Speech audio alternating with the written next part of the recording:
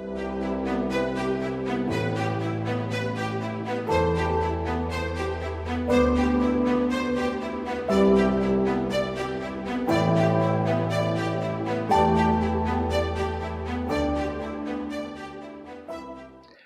and welcome to this week's lesson on Mr. Vermeer's class. We're continuing our series on God's promises, and today we're going to look at the promises that God made to Abraham. I was watching a football game recently, and the home team was losing fairly badly. There was no chance they were going to win the game. The game was not over. There were still 5 or 6 minutes left to go, and the crowd, as you normally will see, began to start leaving the stadium.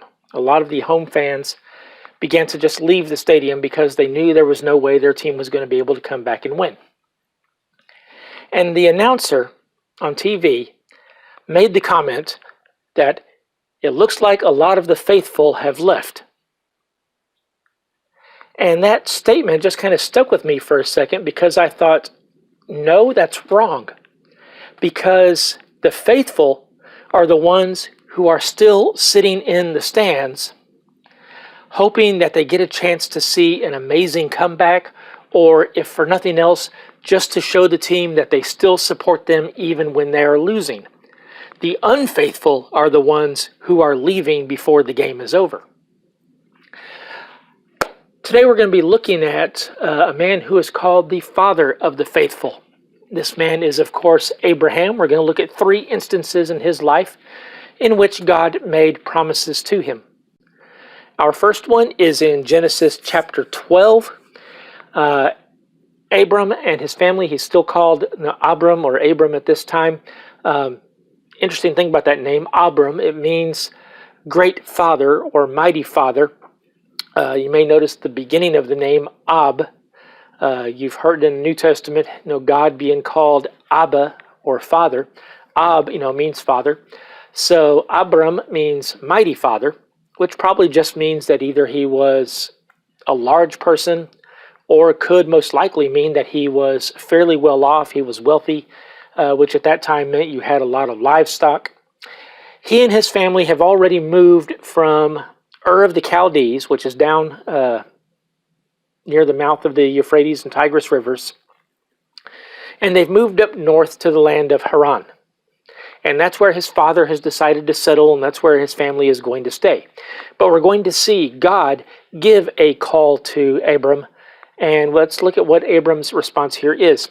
In Genesis chapter 12, let's look at verses 1 through 3. The Lord said to Abram, "Go from your land, your relatives, and your father's house to the land that I will show you. I will make you into a great nation. I will bless you. I will make your name great, and you will be a blessing. I will bless those who bless you. I will curse those who treat you with contempt, and all the peoples on earth will be blessed through you." So God is telling Abram to leave. Leave your family, leave your father's house, just you, your wife, your servants, your cattle. He ends up taking his nephew Lot with him. And God is telling him, go in the direction that I'm going to tell you to go. And just keep going until I tell you to stop and say, here you are.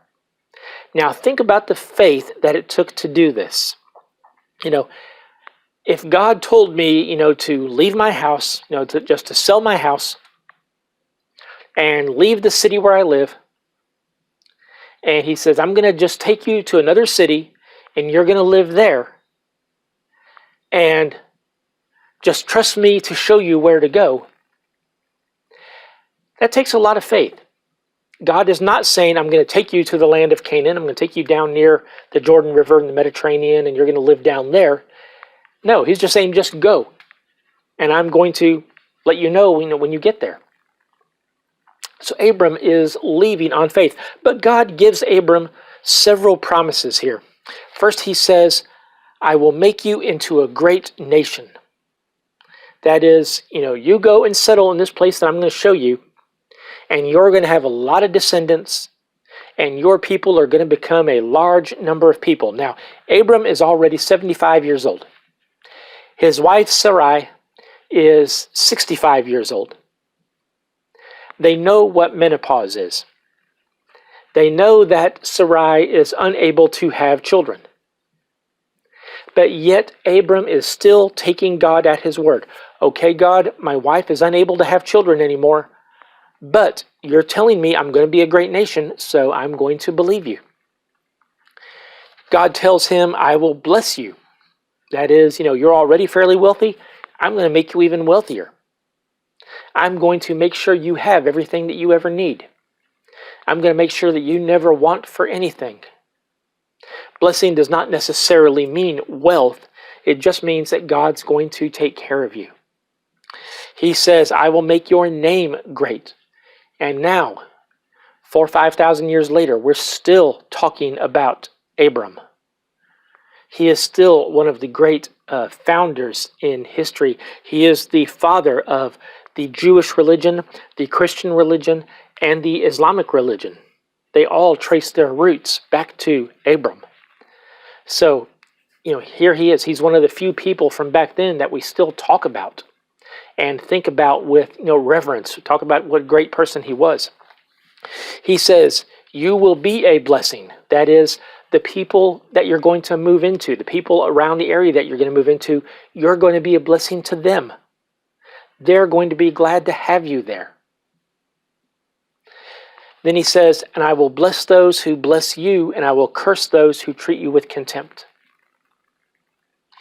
So everyone who treats Abram, his family, and even his descendants down to today, the Jewish people, everyone who treats those people with respect, everyone who supports those people, God is going to bless those. And without getting too political, I'm just going to say I believe that the reason, or one of the reasons the United States has been blessed so much, that we are the greatest country in the world, I believe the reason for that, or one of the reasons for that, is because we have supported the nation of Israel. We have supported the Jewish people. And we do not need to stop doing that. And then he says, finally, this is the big promise, all the peoples on earth will be blessed through you. This is a promise of the Messiah. God already has his plan put in place to bring a Savior into the world to save people from their sins. And God is telling Abram, this Messiah is going to come from your line. He's going to be a descendant of you. So it's because of you and because of your faithfulness that I'm going to save the whole world. I'm going to end up saving all those people who put their trust in me. So God has made a lot of promises to Abram here. And what does he ask Abram in return? He just says, just do what I ask you. Just do what I say. I know this is a leap of faith. I know this is something that may sound difficult right now. But if you do what I say, then all these promises, I guarantee you, are going to happen. Abram did what God said. We've seen all of these promises come true. God tells us sometimes to take leaps of faith. God tells us sometimes to do things that we don't understand or we don't see the outcome of. We don't know why he wants us to do it. But God has his reasons. God had his reason for moving Abram there, and his reason was perfect, and his reason was right, and his reason was good. If God tells you to do something, it is the right thing to do. So Abram packs up all of his belongings and his family, and he moves down to the land of Canaan, and he does get blessed. It says, no, he has so much cattle that there's not enough room for both all of his cattle and all of Lot's cattle. So they end up, arguing with each other. Not Abram and Lot, but their, herdsmen end up arguing with each other. God gives Lot, or not God, Abram gives Lot the pick of, okay, let's separate ourselves. Where do you want to go? You pick what land you want to live in, and then I'll go the other way. And Lot, we know, moves down towards the city of Sodom and Gomorrah, an area down by the Dead Sea. He thinks that looks like really good, fertile land. I'll move down there. Besides, there's those, cities down there, So Lot decides to go there. Not long after that, the cities are attacked by 5 different kings at the same time who've formed an alliance. Abram has to go and help out, and he helps to win this battle of the 5 kings. He rescues Lot, and some time has passed now, and now we're looking at Genesis chapter 15. And let's look at verses 5 to 7. God is going to renew some of these promises that he made to Abram. It says, "He, that is God, took him outside and said, 'Look at the sky and count the stars, if you're able to count them.' Then he said to him, 'Your offspring will be that numerous.' Abram believed the Lord, and he credited it to him as righteousness. He also said to him, 'I am the Lord who brought you from Ur of the Chaldeans to give you this land to possess.'" So again, Abram has now been down here for quite a while. He's been down here for years. He has no children. He still has no children. Abram is getting concerned. God, you said I'm going to be a great nation. You said I'm going to, have a large family, and I'm going to have many, many descendants. But my wife's not getting any younger. She was 65 when you first told me that. And now, now he's pushing, he's around 90 or so now. Sarah is around 80 or so now. They still have no children. How is this going to happen, God? And God takes Abram outside and he says, "Count the stars if you can." Now, if you've ever been outside at night in a place away from cities, away from any artificial light source, and just out in the middle of nowhere, looking up at the sky at night on a clear night, there are thousands of stars. Astronomers tell us that you can see on average about 9,095 stars. Now, I don't think God is telling Abram that you're going to have 9,095 descendants. I think God's using a figure of speech here. Yes, I believe we need to read the Bible literally, and yes, I believe we need to take it literally when it is telling us about historical events. But we also need to remember that the Bible does use figures of speech the same way that we do. So when God says, your descendants are going to be like the number of stars in the sky, Abram can't count how many stars there are in the sky. There's just too many for him to sit there and count on one night. And God is saying, you're going to have more descendants than you can count. Yes, I am still going to keep that promise. When God promises you something, he will follow through. Again, we may not see the way that God's going to do it. We may not understand the way God is going to do it, and he may not do it in the time frame that we want him to do it. Abram probably thought, okay, I'll get down there, I'm immediately going to start having children, and life is going to be great. But no, life wasn't great. Things happened. He had problems, just like everybody else does. But God is still saying, I'm going to keep this promise. And why is God waiting so long? I think possibly he's waiting so long so that it will be the bigger miracle when it does occur. So that when Sarah finally gets pregnant, it will be more of a miracle. People will glorify God even more. Okay, so she's 65. Let's say she got pregnant at 65. Very rare, but not unheard of. But to wait until she's after 90 and then to have a child, that's a miracle. And everybody knows that. And people will praise God for that. God does his miracles to bring the glory to him, not to bring the glory to us. So he says, your offspring are going to be this numerous. Don't worry, I haven't forgotten about you. You're still going to be this father of this great nation. And then it says, Abraham believed the Lord, and God credited it to him as righteousness. People like to ask, skeptics especially like to ask, you say Jesus is the only way to heaven. Well, what about the people in the Old Testament who died before Jesus came?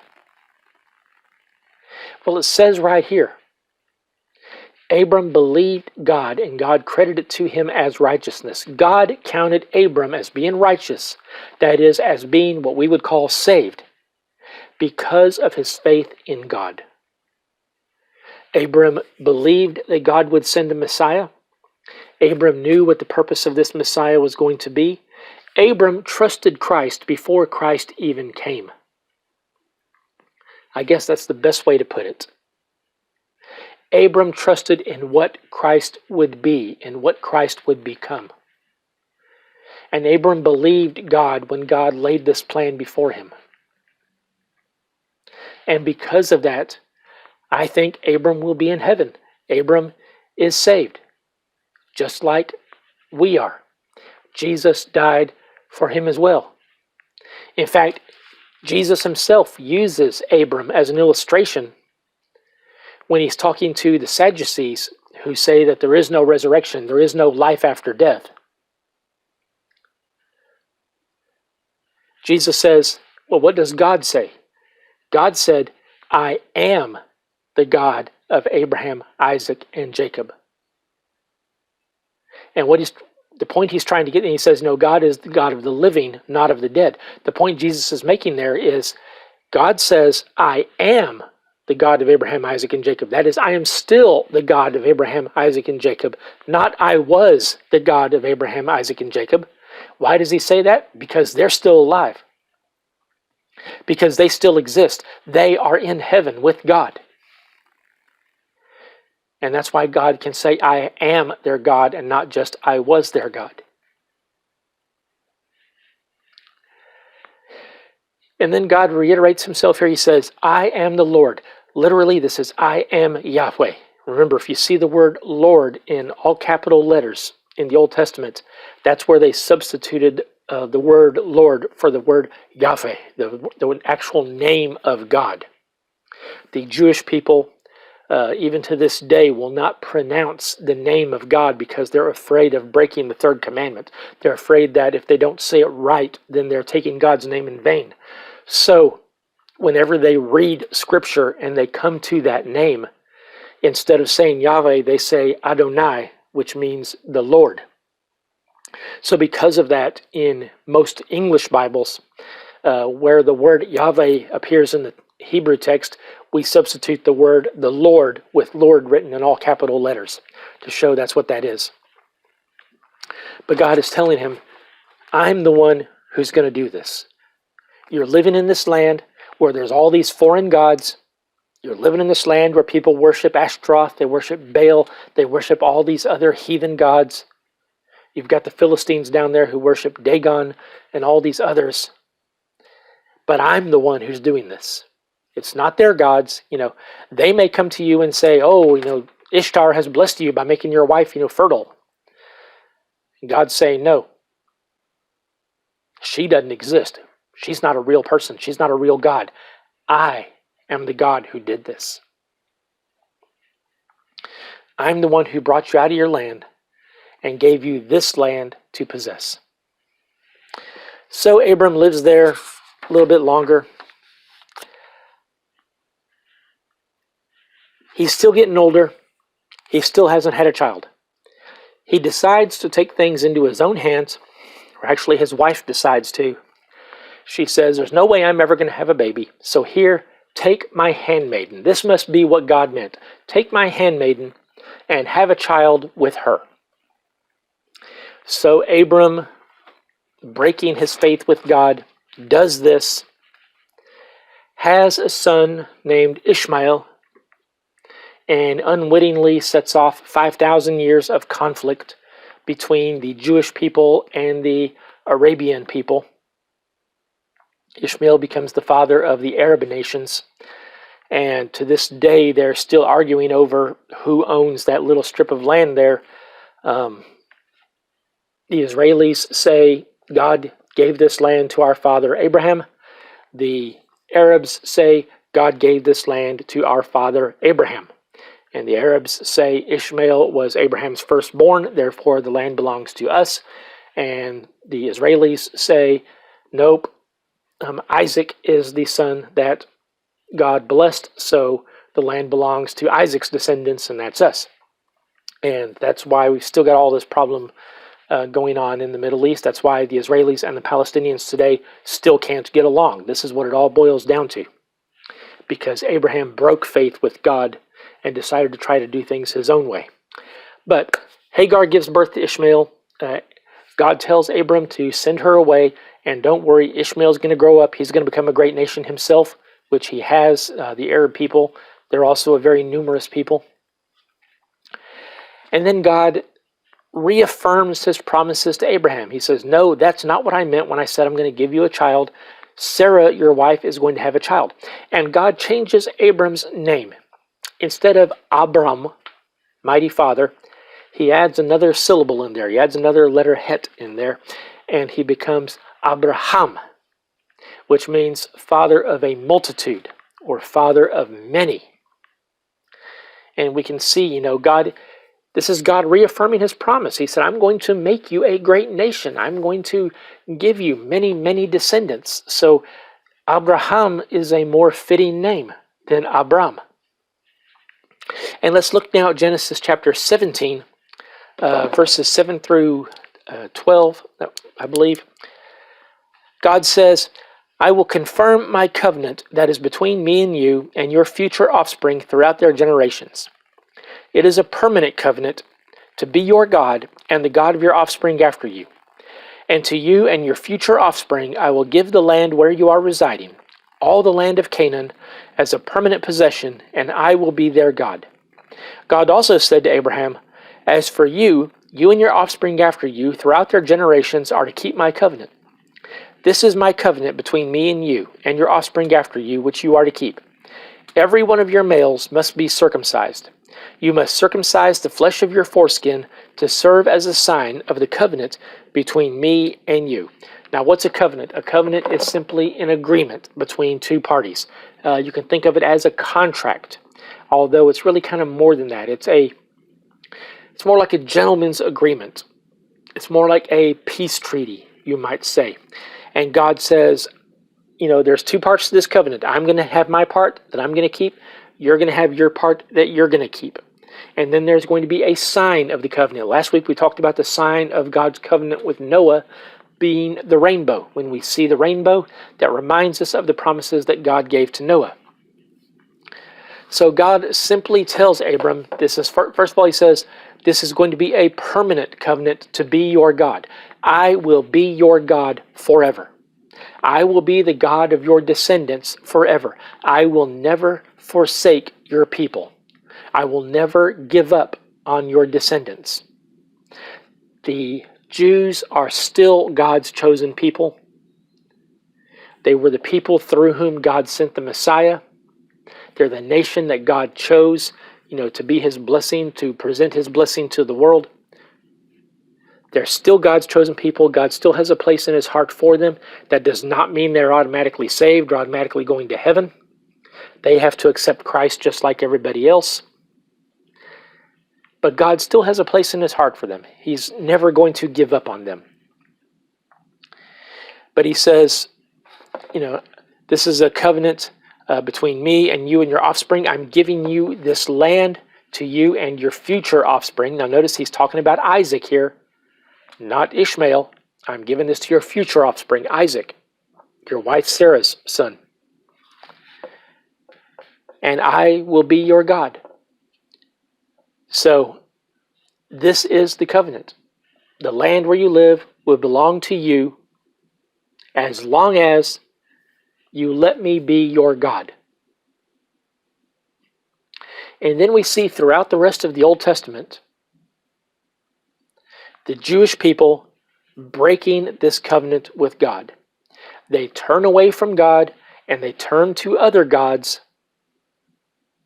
And what does God do? He drives them out of the land for a while.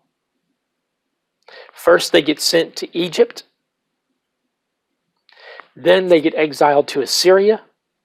Then they get exiled to Babylon. Finally, they're conquered by the Greeks and then the Romans. And then in AD 70, the Romans drive them out again. And it's not until 1948 that they are able to return and reestablish the nation of Israel. And they are still there. And they're going to be there as long as they keep God as their God.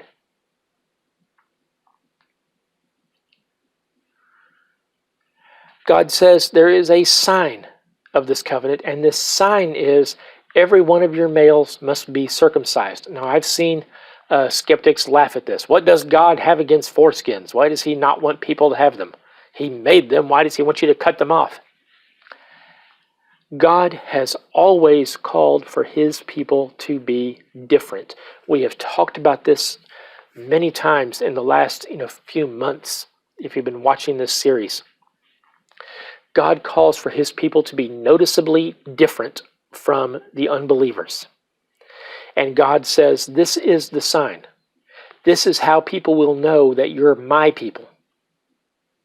This is how people will know that you're faithful to me. If you're ashamed to do this, that means you're ashamed to be called my people. As Christians, we are still called to be noticeably different from everybody else. We are to live our lives in such a way that if someone, some complete stranger, just sees us living our normal life, they're able to look at us and say, that person is a Christian. I can tell by the way they do things. I can tell by the way they talk. I can tell by the way they live. That person is a Christian, and that person really believes it. If people can't look at you and pick you out of a crowd and say you are the Christian, then you need to get right with God. That's the way God wants us to live. That's the sign of the covenant. That's our part of the covenant. Again, God just says, if you will be my people, then I will be your God. But that means we have to live up to our end of the bargain.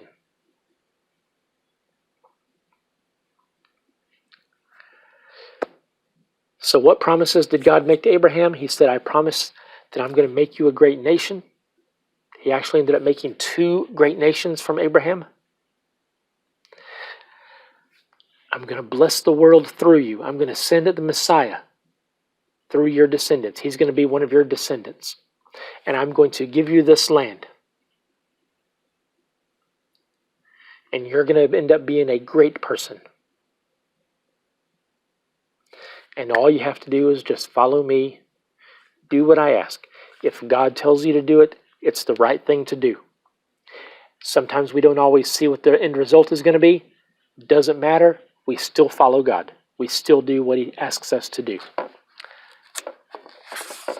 Next week, we're going to be looking at Moses and God's promise to make Israel a holy nation.